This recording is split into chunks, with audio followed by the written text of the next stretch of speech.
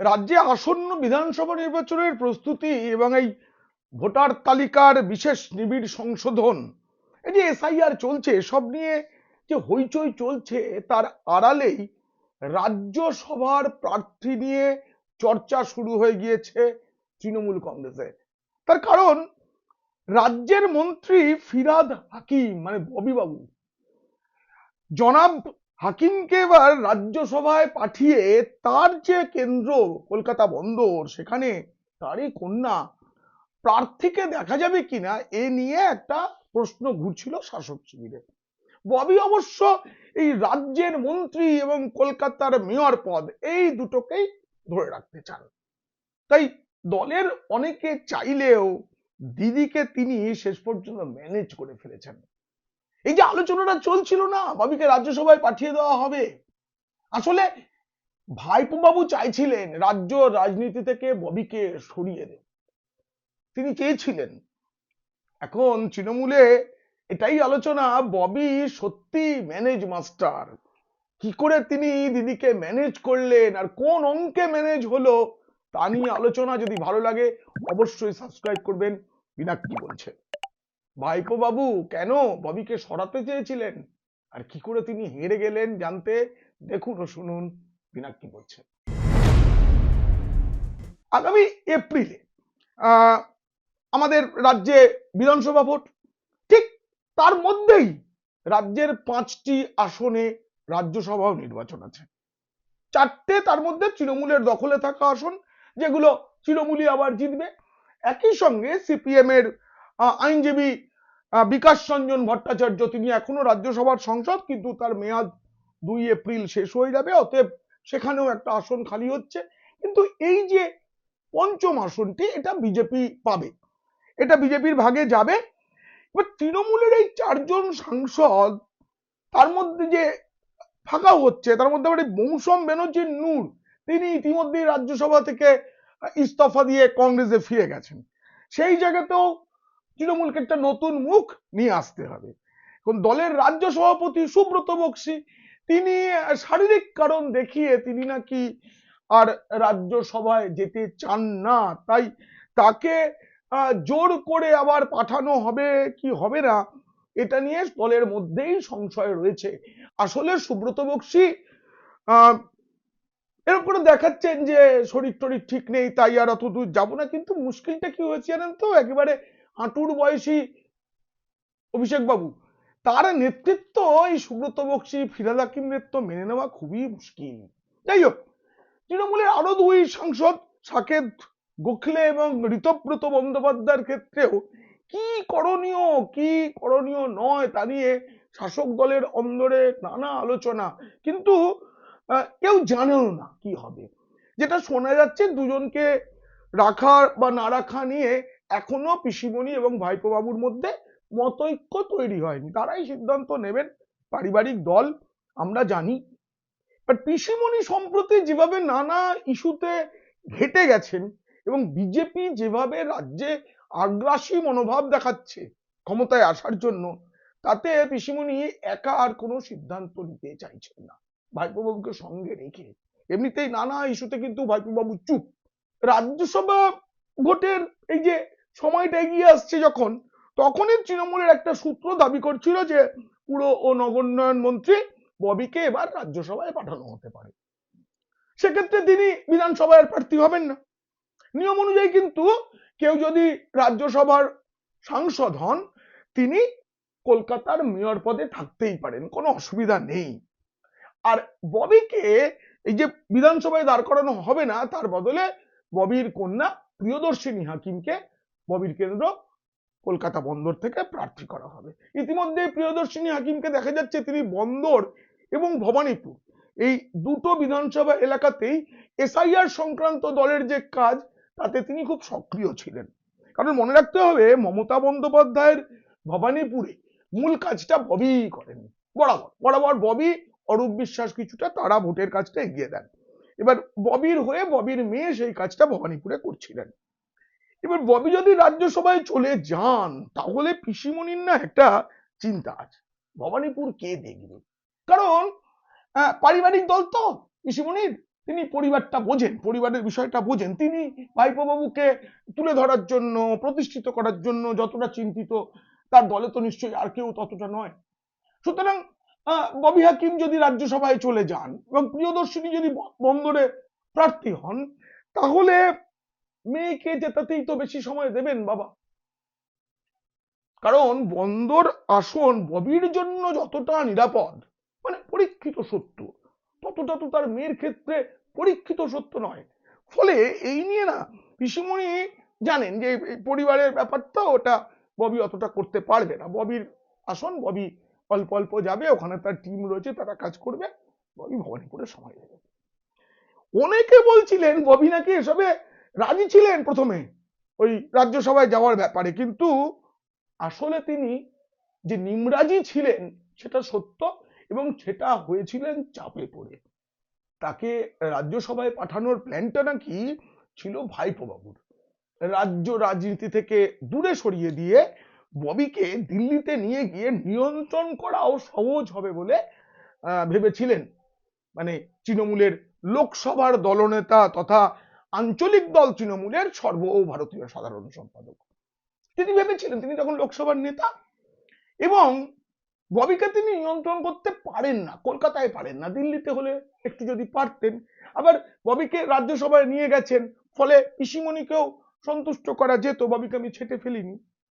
এই ববিকে রাজ্যসভায় নিয়ে যাওয়া হতে পারে এই আলোচনা যখন চলছে, তখনই ববির ঘনিষ্ঠ এক নেতার সঙ্গে আমার কথা হয়েছিল। তিনি বলেছিলেন, ভাইপো যতই চান, দিদি যতদিন আছেন, তিনি তার নিজের টিম ভাঙবেন না, একটু ছাড়বেন, পার্থকে ছাড়তে হয়েছে, মদনকে ছেটে দেবেন, কিন্তু ববি, অরূপ, সুব্রত বক্সী, এই যে টিম, এই টিম দিদি ভাঙবেন। ববিকে দিল্লি পাঠানোর প্রস্তাবে হয়তো দিদি রাজি হবেন না, সঙ্গে আরো একটা অঙ্ক আছে, সেই অঙ্কের কারণেও ববিকে দিদি দিল্লি পাঠাবেন না। এই যে আসল কারণ, অন্য কারণ, সেটা খুব গুরুত্বপূর্ণ, আমি বলবো সেটা। আসলে দিদির হাতটা না সব সময় ববির মাথায়। শোভন চট্টোপাধ্যায় যখন তৃণমূলে ফিরে এলেন, তখন অনেকে আলোচনা করছিল যে ববির মেয়র পদটা চলে যেতে পারে, তখনও ববি দিদির শরণাপন্ন হন এবং এরকম সম্ভাবনা যাতে না থাকে সেসব ব্যাপারে ম্যানেজ করে ফেলেন। কারণ দিদি ভাই তার এই মুসলিম ভাইটিকে, জনাভাকি মুসলিম ভাইটিকে সবসময় আগলে রাখেন। ঠিকই শুনেছেন, মুসলিম ভাই। ববির বড় পরিচয় তার কম, তিনি তো দিদিকে ইফতারে নিয়ে যাওয়া, এই নমাজ পড়তে নিয়ে যাওয়া, এসবের হাতে খড়ি তো ববির হাত ধরেই। এবং খুব সন্তর্পণে দিদির যাতে আর কোনো সংখ্যালঘু ভাই না হয়ে যায়, সেটা কিন্তু ববি চালিয়ে গেছেন। আপনারা দেখবেন রাজ্য মন্ত্রিসভায় জনাব জাভেদ খান আছেন, সিদ্দিকুল্লাহ চৌধুরী আছে, কিন্তু তারা না সবাই দিদির সৎ ভাইয়ের মতো। আসল আসল সংখ্যালঘু তো ভাইটা কিন্তু ববি হাকিম। এটা হচ্ছে একবারে তৃণমূলে সবাই জানে। দিদি সর্বত্র নিয়ে যান ববিকে। খালি ওই দীঘায় ধাম নামে কি একটা করলেন, সেটার উদ্বোধনে কিন্তু নিয়ে যাননি। দিদি এই ব্যাপারে খুব সিরিয়াস। তিনি যে কোনো ব্যাপারে ধর্মের হিসেব কষে চলেন। ভাইপো বাবু জানেন যে তার যে লোকসভা আসন, সেখানে তাকে 7,10,000 ভোটে জিততে হলে সংখ্যালঘু ভোটার সম্পদ, দুধেল গাইরাই তাকে দুধ খাওয়ায়। এর ফলে দীঘায় আমি বলেছিলাম ভাইপো বাবু যাবেন না, ভাইপো বাবু বয়কট করবেন, করেছিলেন, আপনারা মিলিয়ে নেবেন। আর এখন রাজ্যে মুসলমান ভোট নিয়ে একটা সংকট চলছে তৃণমূলের মধ্যে। দেখুন, রাজ্যের প্রায় 33% মুসলিম ভোট। রাজ্যে 3টে এমন জেলা আছে যেগুলো মুসলিমরাই সংখ্যাগরিষ্ঠ, যেমন মালদা, মুর্শিদাবাদ, উত্তর দিনাজপুর, আপনারা জানেন। এছাড়াও এমন 7টি জেলা রয়েছে যেখানে 25% বেশি মুসলিম ভোট। তারাই কিন্তু কে জিতবে কে হারবে, এই যে ভোট ব্যাংক, এটা হচ্ছে বড় বিষয়। তারাই তৃণমূলের শক্তি নির্ণায়ক। তৃণমূলের একটা আশঙ্কা তৈরি হয়েছে হুমায়ুন কবিরকে নিয়ে। হুমায়ুন কবির বা তার সদ্য প্রতিষ্ঠিত যে দল, তারা কটা আসন পাবে পাবে না, এটা নিয়ে অত মাথা ব্যথা নেই। কিন্তু ভাববার বিষয় হচ্ছে মুর্শিদাবাদের অনেক আসনে অঙ্ক গোলমেলে করে দিতে পারেন হুমায়ুন কবির। তিনি নিজের নাক কেটে তৃণমূলের যাত্রা ভঙ্গ করতে পারেন। এছাড়াও ভয় হচ্ছে আমাদের আসাউদ্দিন ওয়েসির মিমকে নিয়ে। এই মিমের সঙ্গে আবার নাকি হুমায়ুন কবিরের জোটটা হচ্ছেই। দেখুন, গ্রামীণ ভোটে ভাগ বসাবে হুমায়ুন কবিরের দল, ওদিকে শহুরে ভোটে মিমের দল। অঙ্কটা এভাবে একটা কষে রেখেছেন। কতটা কি হবে, মুসলিমরা এই সমাজের এতটাই বোকা, তাদের যে রাজ্যে আসলে কোনো উন্নয়ন হয়নি, দেশের সব রাজ্যের তুলনায় বাংলার মুসলিমরা যে সবচেয়ে গরিব, সবচেয়ে পিছিয়ে থাকা, তারা সেটা বোঝেন মনে হয়। তা হোক, তবু মুসলিম ভোটের ভাগ নেওয়ার জন্য গত কয়েক মাস ধরে মিম এই রাজ্যে কিন্তু বেশ কাজকর্ম করছে। ওরা মালদা মুর্শিদাবাদে বেশ ডানা মেলতে চাইছে, এরকম বলে শোনা যাচ্ছে। মনে রাখতে হবে, গত বিধানসভা নির্বাচনে মালদহ এবং মুর্শিদাবাদ জেলায় খুব খুব ভালো ফল করেছিল তৃণমূল। এবার সেই ফলটা ধরে রাখা খুব কঠিন। দুই জেলাতেই ভোট ভাগের সমীকরণ তৈরি হচ্ছে। এছাড়া বিশেষত দক্ষিণবঙ্গে আইএসএফ একটা ভাঙড় তো বটেই, আরো অনেক জায়গায় দক্ষিণ 24 পরগনায় বিশেষ করে আইএসএফ, হুগলিতেও আইএসএফ একটা ভোট কাটাকাটির অঙ্কে তৃণমূলকে চাপে ফেলতে পারে। সেটা মানে যে যাই হোক, তাতে ক্ষতির আশঙ্কা থাকছেই তৃণমূলের। এখন পিসিমণিকে এই ভোটের মুখে এসে একটু বেশি করে মুসলিম দরদি সাজতে হবে। তার জন্য পুলিশ তার পাশে আছে। আপনারা দেখুন, এটা হচ্ছে শিবরাত্রির দিন পূর্ব মেদিনীপুরের নন্দকুমার থানার নোটিশ পাঠানো হয়েছে কাকে? স্থানীয় একটি শিব মন্দিরের কর্তাদের। তাতে লেখা হয়েছে যে স্থানীয় এই শিব মন্দিরটি রক্ষণাবেক্ষণ, মূর্তি যাতে ঠিক থাকে তার জন্য নিরাপত্তা রক্ষীর ব্যবস্থা করা হোক। পুলিশ লিখছে এটা। এবং এটাও বলা হয়েছে যে সিসিটিভি ক্যামেরা যেন কমিটির পক্ষ থেকে লাগিয়ে রাখা হয়, দুষ্কৃতীরা যাতে হামলা চালাতে না পারে, চালালে কারা চালালো যাতে দেখা যায়। ভাবা যায় আমাদের রাজ্য পুলিশ। এরপরে হয়তো পুজোর আগে, মহালয়ার পরে পরেই কৈলাসে নোটিশ যাবে। উমা তার ঘরের, আমাদের বাংলার ঘরের মেয়ে উমা যখন বাপের বাড়ি আসবেন, শিব ঠাকুর যেন তার জন্য একটু Z+ ক্যাটাগরি নিরাপত্তা ব্যবস্থা করে দেন। কোথায় যাচ্ছি আমরা একবার ভাবুন। এই তো বাজেট পেশ হলো, আমাদের ভোটের মুখের বাজেট, অন্তর্বর্তী বাজেট। কিন্তু এটা সরকার বদলে গেলে এই বাজেট থাকবে না। সরকার যদি ফিরেও আসেন কোনো কারণে, তাহলেও কিন্তু থাকবে না।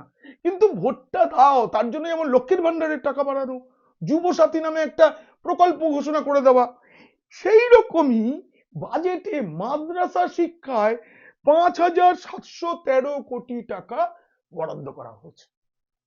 অথচ এই রাজ্যে তো সবচেয়ে অভাব কিসের? শিল্পের অভাব। তাতে কর্মসংস্থান হতো। শিল্পে কত বরাদ্দ? 1,400 কোটি টাকা। তথ্য প্রযুক্তি ক্ষেত্র, যেখানে কর্মসংস্থানের সুযোগ সবচেয়ে বেশি, 217 কোটি টাকা। হ্যাঁ, 5,713 কোটি টাকা হচ্ছে মাদ্রাসায়, তথ্য প্রযুক্তি 217। এটা তো জগদীশচন্দ্র বসুর বাংলা, সত্যেন্দ্রনাথ বসুর বাংলা। বিজ্ঞান চর্চায় কত বরাদ্দ জানেন? 82 কোটি টাকা। ফলে ববি থাকবেন, এটাও তো মুসলিম প্রেম বোঝানোর একটা রাস্তা। ববি থাকবেন। ফের ক্ষমতায় যদি তৃণমূল ফিরেও আসে, তাহলে মনে রাখবেন আরো গুরুত্বপূর্ণ দায়িত্ব পাবেন জনাব ফিরহাদ হাকিম। এবার তো তৃণমূল মুসলিম প্রার্থীর সংখ্যা বাড়াতে চায়, বাড়াবে। পর্যাপ্ত মুসলিম প্রার্থী পাওয়া যাচ্ছে না বলে এমনটাও শোনা যাচ্ছে রাজ্যসভার সাংসদ শামিরুল ইসলাম এবং প্রকাশচিক বড়াইকেও বিধানসভায় প্রার্থী করা হতে পারে। মুসলিম দরদি প্রমাণ করতে হবে তো পিসিকে। এই আলোচনা কেমন লাগলো জানিয়ে অবশ্যই মন্তব্য করবেন। ভালো লাগলে বন্ধুদের, খারাপ লাগলে শত্রুদের পাঠিয়ে দেবেন। আপনারা খুব খুব ভালো থাকবেন।